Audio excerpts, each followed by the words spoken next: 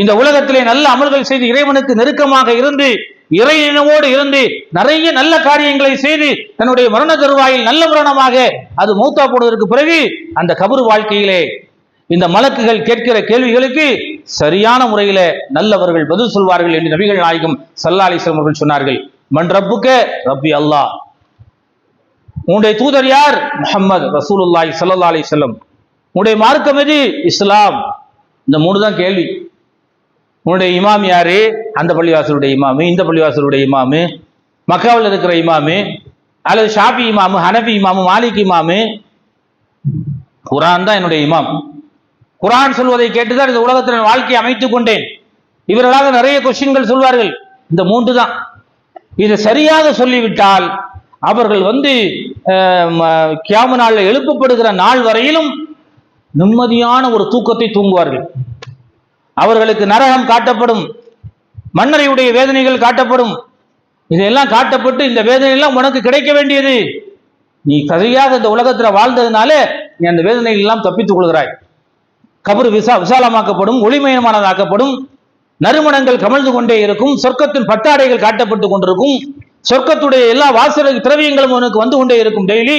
இதெல்லாம் கபரில் அல்லாஹ். அதே நேரத்தில் தீய மனிதனாக இருப்பான், அல்லாஹ் காப்பாற்ற வேண்டும். தீய மனிதனாக இருந்தால் அந்த மலக்கடத்திலே சொல்வான், ஆஹா லா அத்ரி, எனக்கு தெரியாது, ரப் என்றால் யாரு தெரியாது, நபி என்றால் யார் என்று தெரியாது, மார்க்கம் என்றால் என்னவென்று தெரியாது, என்னை விட்டு விடுங்கள் என்றெல்லாம் அவன் கத்துவான், கதறுவான். அவனுடைய மண்டையிலே ஓங்கி சித்தியலை வைத்து மலக்குகள் அடிப்பார்கள்.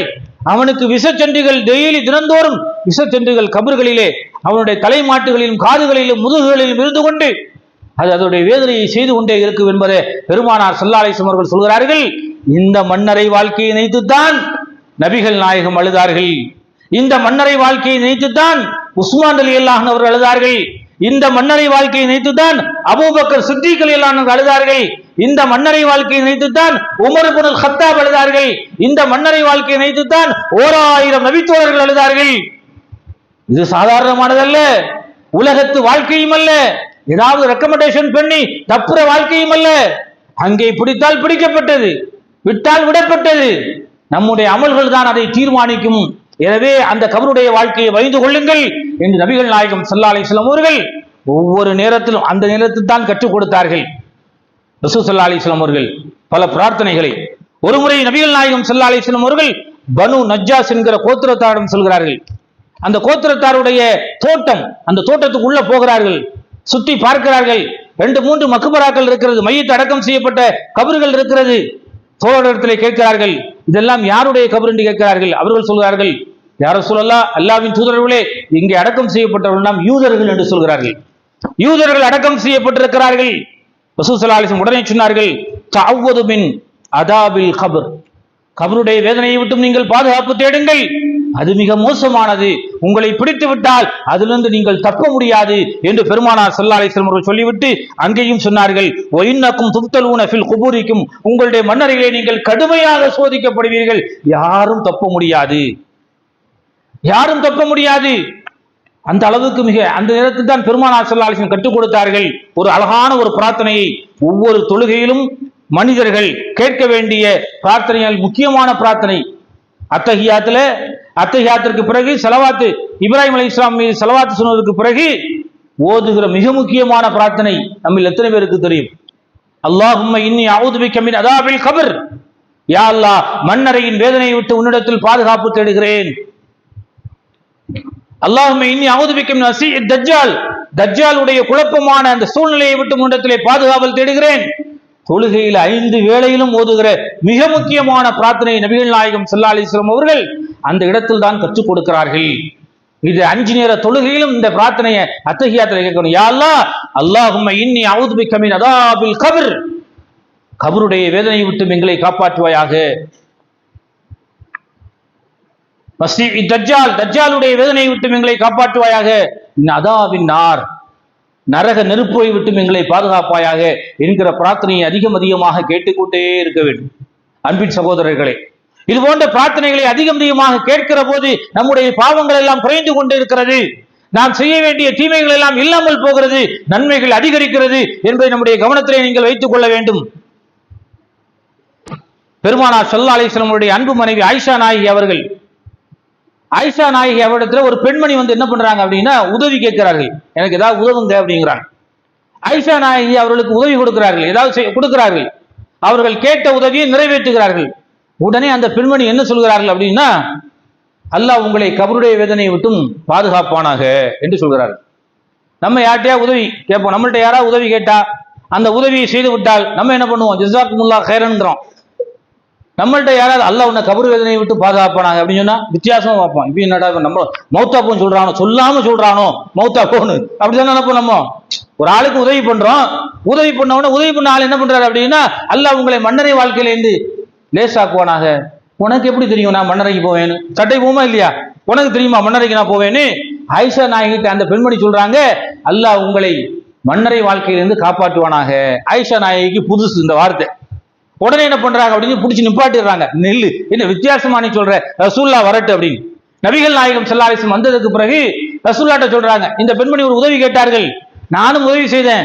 உதவி செய்ததற்கு பிறகு அல்லாஹ் உங்களுடைய கபர் வாழ்க்கையை லேசாக்குவானாக, கபர் வாழ்க்கையிலிருந்து மன்னரை வாழ்க்கையிலிருந்து உங்களுக்கு பாதுகாப்பானாக என்று இந்த பெண்மணி சொல்கிறார்கள் என்று சொன்ன உடனே ரசூலுல்லாஹ் திரும்ப சொல்கிறார்கள், அந்த பெண்மணி சொன்னது சரியானது, தஅவ்வது நீங்கள் பாதுகாப்பு தேடிக் கொள்ளுங்கள், மின் அதாபில் கபர், அங்கேயும் சொல்கிறார்கள் கபருடைய வேதனையை விட்டு நீங்கள் பாதுகாப்பு தேடிக் கொள்ளுங்கள் என்று பெருமானார் ஸல்லல்லாஹு அலைஹி வஸல்லம் அவர்கள் அந்த சந்தர்ப்பத்திலும் இந்த வார்த்தையை ஆயிஷா நாயகியை பார்த்து அவர்கள் சொன்னது சரிதான் என்று சொன்னார்கள். ஆயிஷா நாயகி பெருமானார் ஸல்லல்லாஹு அலைஹி வஸல்லம் அவருடைய அந்த கடைசி நேர தருவாய், சக்கராத்துடைய அந்த நேரம், ரசூலுல்லாஹ்வுக்கும் அந்த சக்கராத்துடைய நேரம் இருந்தது. அந்த நேரத்திலே அவர்கள் எவ்வளவு கடுமையான முறையிலே கஷ்டப்பட்டார்கள் என்பதை ஆயிஷா நாயகி சமூகத்திற்கு சொல்கிறார்கள்.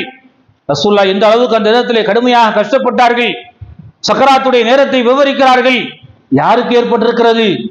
இந்த உலகத்தில் முன்பின் பாவங்கள் மன்னிக்கப்பட்ட அல்லாஹ்வின் தூதர் ஸல்லல்லாஹு அலைஹி வஸல்லம் அவர்களுக்கு அவருடைய கடைசி நேரம் கடுமையாக்கப்பட்டிருக்கிறது. அந்த சக்கராத்துடைய வேதனையை உணர்ந்ததற்கு பிறகுதான் அவர்கள் மரணமடைந்திருக்கிறார்கள். அல்லாஹ்வுடைய தூதர் ஸல்லல்லாஹு அலைஹி வஸல்லம் அவர்களுக்கே அந்த நிலைமை என்று சொன்னால், இந்த சமூகத்தில் இருக்கிற ஒவ்வொரு முஸ்லிமான ஆண் பெண்களும் உம்மத்துகளும் நினைத்து பார்க்க வேண்டும், நம்முடைய மரண தருவாய் அது எப்படிப்பட்டதாக இருக்கிறது. அவன் எப்படிப்பட்ட மரணத்தை சந்தித்தாலும் இருந்து பிளைட்ல பறந்து போய் கொண்டிருக்கிறான், அது வெடிச்சு சிதறி நெருப்பாக பற்றி எரிந்து அது சின்ன பின்னமா ஆக்கி சாம்பலாக போகிறது. மனிதனை கண்டுபிடிக்க முடியவில்லை. அவனுக்கு கபர் வாழ்க்கை உண்டா? உண்டு. அல்லாஹ் எப்படி அவனை கபருக்கு கொண்டு வருவான், அது சக்தி அவனுக்கு இருக்கிறது. இடிபாடுகளுக்குள்ள அல்ல தண்ணீர்களால் அடித்து செலுத்தப்படுகிறான், அவன் எங்க போனானே தெரியல. அல்லது சுக்குநூறாக்கி அவனுடைய உடலே இல்லாமல் ஆகி போகிறது. அவனுடைய கபர் வாழ்க்கை உண்டா? உண்டு. அது எப்படி முடியும்? அல்லாஹ்வுக்கு சாத்தியம். அது நம்ம நம்பிக்கை. எப்படிப்பட்ட மரணங்களாக இருந்தாலும் சரி, அது மண்ணறைக்கு வந்துதான் ஆக வேண்டும். அல்லாஹ் உயிர் கொடுத்து மண்ணறைக்கு வர செய்வான், அந்த வேதனைகளை கொடுப்பான். நன்மையா செய்திருந்தால் அந்த நன்மைகளை அவர்களுக்கு கொடுப்பான். இது நம்முடைய நம்பிக்கை. அப்படிப்பட்ட நம்பிக்கையாக இருக்கிற இந்த மண்ணறை வாழ்க்கையின் மீது அதிகமாக பயந்தவர்கள் சஹாபாக்கள். அந்த பயம் நமக்கும் இருக்க வேண்டும். அப்படித்தான் மகத்தானவர்கள் எல்லாம் இந்த மண்ணறை வாழ்க்கையை கண்டு பயந்திருக்கிறார்கள். இன்றைக்கு நம்முடைய வாழ்க்கை சர்வசாதாரணமாக இருக்கிறது. தொழுதால் முடிந்து விட்டது என்று நினைக்கிறோம், நன்மைகள் செய்தால் அதோடு முடிந்து விட்டது என்று நினைக்கிறோம். அந்த நன்மையை தக்க வைப்பதற்கு, நம்முடைய தொழுகையை தக்க வைப்பதற்கு, நம்முடைய வழிபாடுகளை தக்க வைப்பதற்கு, நம்முடைய பண்பாடுகளை தக்க வைப்பதற்கு நாம் இன்னும் நம்முடைய ஈமானை உறுதியாக்கவில்லை. ஈமான் தளர்ந்து கொண்டிருக்கிறது, ஈமான் ஆட்டம் காண்கிறது, ஈமான் அங்கும் இங்குமாக அசைந்து கொண்டிருக்கிறது.